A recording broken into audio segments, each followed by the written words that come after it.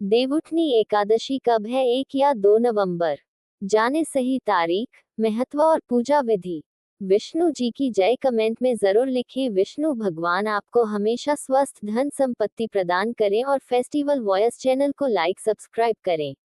देवउठनी एकादशी, जिसे प्रबोधिनी एकादशी भी कहते हैं, इस दिन भगवान विष्णु 4 माह की योग निद्रा से जागते हैं, जिससे मांगलिक कार्यों का शुभारंभ होता है।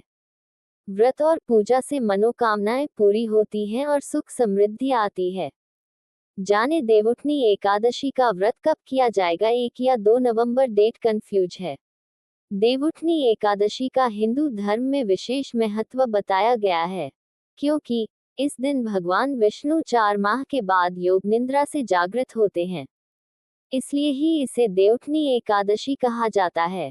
बता दें कि आषाढ़ माह के शुक्ल पक्ष की एकादशी तिथि से भगवान विष्णु योग निद्रा में चले जाते हैं।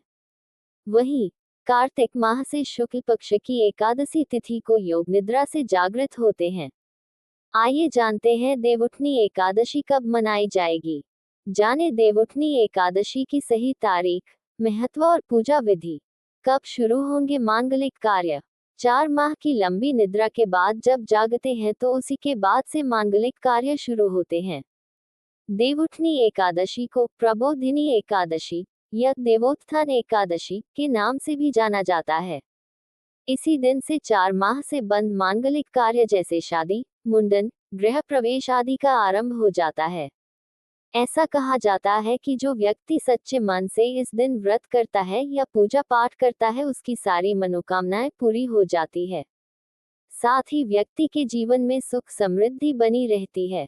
वहीं इस दिन पूजा करने से मां लक्ष्मी की भी विशेष कृपा बनी रहती है।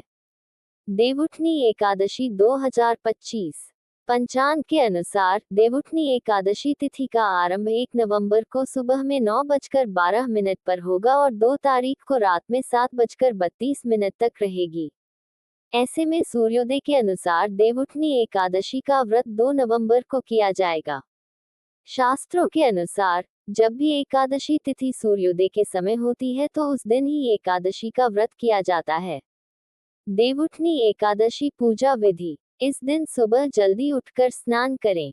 इस दिन विशेष रूप से पीले रंग के वस्त्र धारण करें। इसके बाद भगवान विष्णु और मां लक्ष्मी का ध्यान करें।